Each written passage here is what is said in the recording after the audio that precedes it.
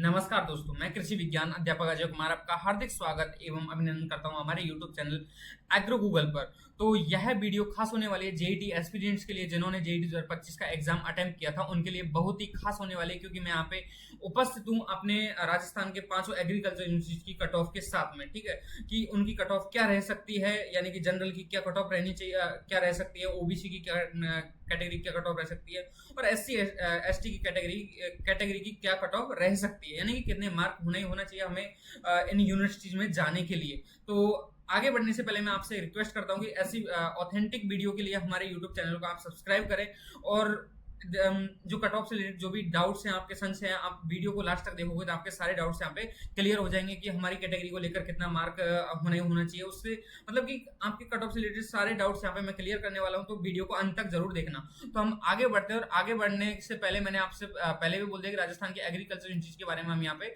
Discussion करने वाले हैं। किसके बारे में? राजस्थान के एग्रीकल्चर यूनिवर्सिटी के कट ऑफ को लेकर। ठीक है, तो यहाँ पे ये आलीशान बिल्डिंगें हैं हमारी राजस्थान की एग्रीकल्चर यूनिवर्सिटीज हैं उनकी। ठीक है, यानी कि ये आलीशान बिल्डिंगों में पढ़ने का जो सपना होता है वो विद्यार्थियों का बहुत ही मतलब कि वो सोचते हैं कि यार हम इन एग्रीकल्चर यूनिवर्सिटीज में जाएं और हम यहाँ पे अध्ययन करें, और अध्ययन करने के बाद में हम हायर स्टडीज करें और रिसर्च तक हम पहुंचे। तो ऐसी एग्रीकल्चर चीज है जहाँ पे हम जहाँ पे आप आगे तक पहुंच सकते हो, एग्रीकल्चर में अच्छा खासा कुछ कर सकते हो। तो यहाँ पे क्या है, स्टडी का लेवल है वो बहुत हाई होता है, तो इसलिए बच्चे यहाँ पे आने के चॉइस रखते हैं सबसे पहले। ठीक है, तो ये हमारे सबसे पहले जो यूनिवर्सिटी आती है जिसकी कट ऑफ क्या रह सकती है, तो हम यहाँ पे बात करते हैं कि आरसी उदयपुर। ठीक है, आरसी उदयपुर की क्या कट ऑफ रह सकती है, तो आरसी उदयपुर की नॉर्मल सीट के लिए आपको 315 से लेकर 335 नंबर होने ही होने चाहिए। कितने नंबर? 315 से लेकर 335 नंबर होने ही होने चाहिए, तब जाकर आपको एक नॉर्मल सीट पर एडमिशन मिल पाएगा आरसीए उदयपुर में। तो उसके बाद मैं बात करूं पेमेंट सीट के लिए। पेमेंट सीट के लिए आपको 255 से लेकर 275 नंबर हो तो आप पेमेंट सीट के लिए अप्लाई कर सकते हैं। ठीक है, आरसी उदयपुर में पेमेंट सीट के लिए अप्लाई कर सकते हैं, तो आपको 255 से लेकर 275 के बीच में पेमेंट सीट मिल जाएगी। ठीक है, अब उसके बाद में बात करें हम नॉर्मल सीट, और नॉर्मल सीट ओबीसी जनरल की कट ऑफ क्या रह सकती है, तो ओबीसी जनरल की जो कट ऑफ है हमारे 320 से लेकर 330-35 तक आपके कट ऑफ रहने वाली है ओबीसी जनरल की। उसके बाद में बात करूं एससी एसटी की कैटेगरी की, तो आपको मैं बात करूं 300 नंबर से लेकर 315 तक के बीच में आपके मार्क्स हैं, तो आपको एससी एसटी में मिलना तय है सीट। ठीक है, एक नॉर्मल सीट पे आपको एडमिशन मिल जाएगा अगर आपके 300 से लेकर 315 के बीच में मार्क हैं। तो कितने? 300 से लेकर 315 के बीच में मार्क है, तो आपको नॉर्मल सीट पर एडमिशन मिल जाएगा। जैसे ये पेमेंट सीट के लिए भी ऐसे आप अप्लाई कर सकते हैं कि 10 से 5 नंबर आप कम कर लें, और कम करके ही आप मान के चलें एससी एसटी कैटेगरी के लड़के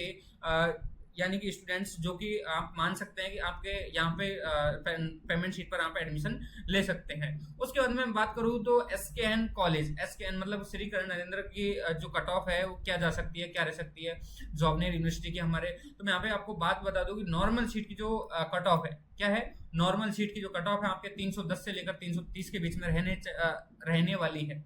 इतने ही मैं आपको बता रहा हूँ जो एक्सपेक्टेड है, और इतने से 5 या 10 नंबर ज्यादा हो सकती है, 5 या 10 नंबर कम हो सकती है, इससे ज्यादा डिफरेंट नहीं आने वाला है इस कट ऑफ को लेकर। ठीक है, तो आपको नॉर्मल सीट पे एडमिशन चाहिए तो आपको 310 से लेकर 330 के बीच में मार्क होने चाहिए आपके। कितने? 310 से लेकर 330 के बीच में मार्क होने चाहिए। उसके बाद मैं बात करूँ पेमेंट सीट की, तो पेमेंट सीट के लिए आपको यहाँ पे 260 से लेकर 280 नंबर होना ही होना चाहिए। कितने? 260 से लेकर 280। अब पेमेंट शीट पर एडमिशन क्यों लेते हैं अधिकतर बच्चे? क्योंकि उनका भी सपना होता है एक अच्छी एग्रीकल्चर यूनिवर्सिटी में एडमिशन लेने का और अच्छी स्टडी करने का। तो वहां पे जो नॉर्मल शीट पे आपको स्टडी प्रदान की जाती है वही पेमेंट शीट पर प्रदान की जाती है। तो आपके थोड़े कम मार्क है तो थोड़ा फीस ज्यादा लग जाता है, मतलब कि नॉर्मल फीस होगा 15 से 20 हजार, तो उससे दोगुना फीस हम मान के चलो तो आपके पेमेंट शीट का होता है। उसके बाद में मैं बात करूं तो अब यहाँ पे मैं आपको बात बता देता हूँ। जिस तरह से मैं आपको बात बता दूं, जैसे ये आप पिक देख रहे हो ना, पिक यानी कि एक स्टूडेंट है और जिसके ऊपर एक जो पेड काउंसलर्स, जो आप समझ गए होंगे क्योंकि आप अधिकतर वीडियोस देख रहे होंगे यूट्यूब पर, तो उनकी जो फीस है वो बहुत ही ज्यादा है, अफोर्डेबल नहीं है। तो मैं सबसे पहले बात करूं तुझे, ये अपना माया जाल बिछाते हैं, बच्चों के मन में डाउट्स डालते हैं, बच्चों के मन में संशय डालते हैं कि आपको काउंसलिंग करने में बहुत दिक्कत होने वाली है। हाँ, मैं मानता हूँ दिक्कत होने वाली है। दिक्कत क्यों होने वाली है? क्योंकि अपन को कोई भी जानकारी नहीं होती, और अपन जो अभी यहाँ तक हमने मार्क हासिल किया है, जो इस स्टेज पर आके पहुंचे, हम एक पढ़ाई के बेस पे आके पहुंचे, ना कि कोई अपन को फालतू की जानकारी नहीं थी इसके बारे में, ठीक है। तो हमको अब ये जानकारी के लिए ये उकसाते हैं, ये पेड काउंसलर्स क्या नाम से है आपके मन में, हमेशा हर वीडियो में आकर उनकी एक एक स्लाइड या एक एक वीडियोस के माध्यम से वो बताते हैं कि आपको यहाँ पे बहुत दिक्कत होने वाली है, डॉक्यूमेंट वेरिफिकेशन में दिक्कत हो सकता है, आपने ये नहीं किया तो आपका यहाँ पे पूरा साल खराब हो सकता है। तो ऐसे कई सारे डाउट्स आपके मन में पैदा करते हैं, और ऐसा पैदा करके कुछ उनकी पेड काउंसलिंग की जो फीस होती है, और मतलब कि उस बच्चे को बिल्कुल उस जाल में फंसा देते हैं और फंसाकर अपनी और उस बच्चे को कर लेते हैं, और करेंगे कुछ नहीं, उस बच्चे का कैरियर सही खराब हो जाता है, क्योंकि एक अच्छी एग्रीकल्चर यूनिवर्सिटी में वह नहीं पहुंच पाता है, एक अच्छी एग्रीकल्चर कॉलेज में वह नहीं पहुंच पाता है, ठीक है। तो ये क्या करते हैं, ये अपना असली चेहरा दिखाते नहीं है। असली चेहरा मतलब कि ये तो बस उनका एक आपके मन में डाउट डालने का थोड़ा सा तरीका होता है, और डाउट ऐसे डालते हैं कि आप उनके बीच में आके फंस जाते हो।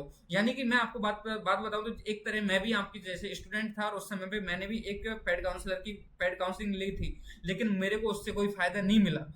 उसके बेस पर मेरे को नहीं, अधिकतर जो क्या नाम से है बच्चे थे, जो भी मेरे दोस्त थे, उनका भी जो पेड काउंसलिंग लिस्ट दिया था, उन्हें चॉइस फिलिंग लिस्ट दिया, वो हमारा और सबका सेम था।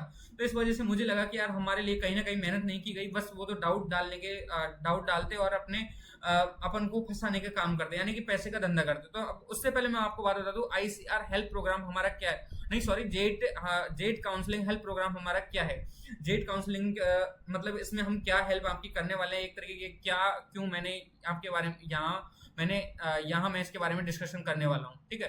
तो मैं आपको बात बता दूं, जेईटी काउंसलिंग हेल्प प्रोग्राम एक तरह की आपकी सहायता के लिए चलाया जा रहा है, ये है ना। यानी कि हम कई सारे हमारी कॉलेज के एक्सपर्ट्स हैं जो आपके साथ में आपके सीनियर्स हैं, आपके लिए बहुत ही हेल्प करने वाले हैं। तो इसमें आपको क्या क्या हेल्प मिलने वाली है, जेटी काउंसलिंग के क्या क्या बेनिफिट्स मिलने वाले हैं, तो मैं आपको बता दूं कंप्लीट काउंसलिंग प्रोसेस के बारे में गाइडेंस मिलने वाली है।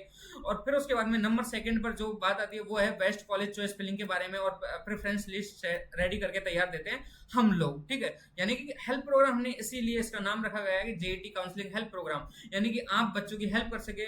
और फिर उसके बाद मैं आपको बता दूं कि नंबर थर्ड पर डॉक्यूमेंट वेरिफिकेशन में भी आपके हेल्प पूरी मदद की जाएगी, हमारे साथ रहकर आपको एकदम फ्रेंडली आपके साथ में बिहेव किया जाता है, हमारे साथ में आप जुड़ते हैं तो, ठीक है।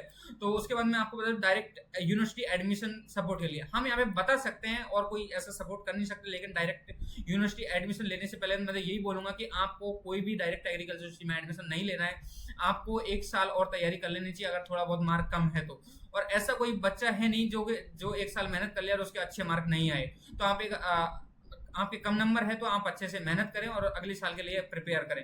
तो पहली बात तो आप डायरेक्ट एग्रीकल्चर यूनिवर्सिटी में एडमिशन ना लें, क्योंकि आपके वहाँ पे फीस बहुत ज़्यादा होने वाली है, आपको बहुत ही एक तरीके से मेंटली टॉर्चर किया जाता है फीस को लेकर, क्योंकि फीस को अब फर्स्ट टाइम तो नहीं किया जाता, बाद में आपको टॉर्चर किया जाता है। इसके बारे में और किसी वीडियो में बात करेंगे। तो हम बात करें तो नेक्स्ट पॉइंट आता है हमारा पर्सनल गाइडेंस और फोन, ठीक है। पर्सनल गाइड दिया जाता है फोन पर, आपकी कभी भी आप हमें 24 घंटे कभी भी कॉल करके आप हमसे पूछ सकते हो कि आपके कोई भी डाउट चलते हैं जेईटी से रिलेटेड, और कोई भी ऐसा भी कोई भी मन में डाउट चलता है, वो आपको हमारे जो हेल्पलाइन नंबर्स हैं 80831064, उस पर आप मैसेज करोगे तो हम हर संभवतः आपका हेल्प करने की कोशिश करेंगे, ठीक है। तो अब यहाँ पे सबसे बेस्ट कंटेंट हम आपको प्रोवाइड करने वाले हैं जेईटी हेल्प प्रोग्राम के साथ साथ में, क्योंकि आपको एक तरह की मैं मानूं तो हमारी जो जेईटी जो बीएससी एग्रीकल्चर एक हमारी प्रोफेशनल डिग्री, और प्रोफेशनल डिग्री का मतलब कि आपके यहाँ एक तरह की जो स्टडी होती है वो इंग्लिश में होती है, और इंग्लिश में होने का मतलब है कि यार अपने राजस्थान के अधिकतर स्टूडेंट वो हिंदी मीडियम के होते हैं, हिंदी मीडियम के स्टूडेंटों को बहुत सारी प्रॉब्लम आती है, तो आपको यहाँ पे इंग्लिश सीखना आवश्यक हो जाता है। यहाँ पे हम साथ साथ में प्रोवाइड करने वाले हैं फ्री में इंग्लिश स्पीकिंग कोर्स को, ठीक है। साथ में बीएससी एग्रीकल्चर यानी कि आपके 8 सेमेस्टर होते हैं, 8 सेमेस्टर का कंटेंट प्रोवाइड करवाने वाले हैं आपको इसी के साथ साथ में, ठीक है। तो आपके हमारे जेईटी काउंसलिंग हेल्प प्रोग्राम की जो फीस है हमारे वो ओनली 99 रुपए है। कितने? ओनली 99 रुपए की है। वैसे मैं आपको बात करूं, कॉम्बो पैक आप खरीदते हैं, मतलब कॉम्बो पैक में आप परचेज करते हैं, जिन विद्यार्थियों ने आप जेईटी प्लस आईसीआर का एग्जाम दिया, दोनों एंट्रेंस का एग्जाम दिया, तो उसके आपके जो हेल्प प्रोग्राम की वो फीस होने वाली है 399 होने वाली है। कितना? 399, क्योंकि एकदम फ्रेंडली जो बजट रखा है हमने, क्योंकि हर बच्चा इसे अफोर्डेबल कर सकता है। मैं आपको बात बता दूं, कुछ साल पहले, जैसे कि हमने 2 साल पहले हमने इस कार्य को करने के लिए बहुत ही प्रयास किया फ्री ऑफ कॉस्ट, तो बच्चों ने इसको महत्व नहीं दिया, बच्चों ने महत्व नहीं दिया, तो हमने इसको थोड़ा सा पैसा, थोड़ा सा मतलब मामूली सी फीस रखकर आपकी हेल्प करने की सोचा है, क्योंकि अधिकतर स्टूडेंट हमारे इसकी वजह से लास्ट ईयर हमारे साथ जुड़े थे और उनको अच्छे लाभ भी प्राप्त हुए थे। ठीक है, उसके बाद में मैंने आपको बोला कि एक तरह के अफोर्डेबल फीस है और trustworthy counselling from experience mentors आपको यहाँ पे गाइड करने वाले हैं। तो आपको पेमेंट किस तरह करना है, सबसे पहले तो आप यूपीआई आईडी से करते हो, तो और इस यूपीआई आईडी को क्या नाम से आप यूज कर सकते हैं। उसके बाद में आप हमारे क्यूआर कोड को स्कैन करें, इसको स्कैन करने के बाद में आप पेमेंट करो, पेमेंट करने के बाद में आप स्क्रीनशॉट भेजते हैं हमारे क्या नाम से है व्हाट्सएप नंबर पर। ठीक है, जैसा कि मैंने आपको बताया कि हमारा जो व्हाट्सएप नंबर है वो है 80831064। कितना? 80831064 हमारा जो हेल्पलाइन नंबर है, उस पे आप उससे आप मैसेज कर सकते हैं, उस पर आप अपना स्क्रीनशॉट भेज सकते हैं वैसे। ठीक है, तो अब हम नेक्स्ट बात करें कि, तो उससे पहले आगे बढ़ने से पहले आपको बता दूं कि हमारे पास में जो 40 स्टूडेंट के लिए ही सीटें बाकी हैं। ठीक है, सिर्फ 40 स्टूडेंट को हम यहाँ पे गाइड करने वाले हैं, क्योंकि हमारा भी कार्य रहता है, तो हम ज़्यादा बच्चों को गाइड नहीं कर पाते हैं, सभी बच्चों की काउंसलिंग नहीं कर पाते हैं, क्योंकि हर बच्चा को हमेशा जो उसका पेड जो काउंसलर है वो फ्री होना चाहिए, तो उसको क्या नाम से हम पूरी हेल्प करते हैं, पूरी मदद करने की कोशिश करते हैं। तो इस वजह से हमने 40 स्टूडेंट के लिए यहाँ पे लिमिट्स बच्चों के लिए हमने सीट रखे, तो हमारे यहाँ पे 40 स्टूडेंट क्या नाम से है पार्टिसिपेट कर सकते हैं। तो आपको मैंने बताया कि जिस तरह आप पेमेंट करें और आप हमारे साथ जुड़ सकते हैं। ठीक है, तो इसमें आपकी पूरी तरह हेल्प की जाएगी। सबसे पहले तो सबसे खास बात है कि हमारा जो इंग्लिश स्पीकिंग कंटेंट है वो बहुत ही खास होने वाला है। उसका रिव्यू हमारे लास्ट ईयर बहुत अच्छा रहा था और बीएससी एग्रीकल्चर कोर्स हम देने वाले हैं। अब हम आगे बढ़ते हैं, तो हमारी SKRAU की वेबसाइट क्या नाम से SKRAU जो यूनिवर्सिटी हमारी, उसका क्या कट ऑफ रह सकता है, यानी कि स्वामी केशवानंद एग्रीकल्चर यूनिवर्सिटी का। ठीक है, तो नॉर्मल सीट है, वो नॉर्मल सीट पर नॉर्मल सीट के लिए हमें कितना मार्क होना चाहिए हमारे, तो हमारे 305 से लेकर 325, यानी कि 305 से लेकर 325 के बीच में नंबर होना आपके आवश्यक है, तब जाकर आपको नॉर्मल सीट पर एडमिशन मिल पाएगा। ठीक है, तो ऐसे ही हम बात कर लेते हैं ओबीसी और जनरल के लिए। क्या?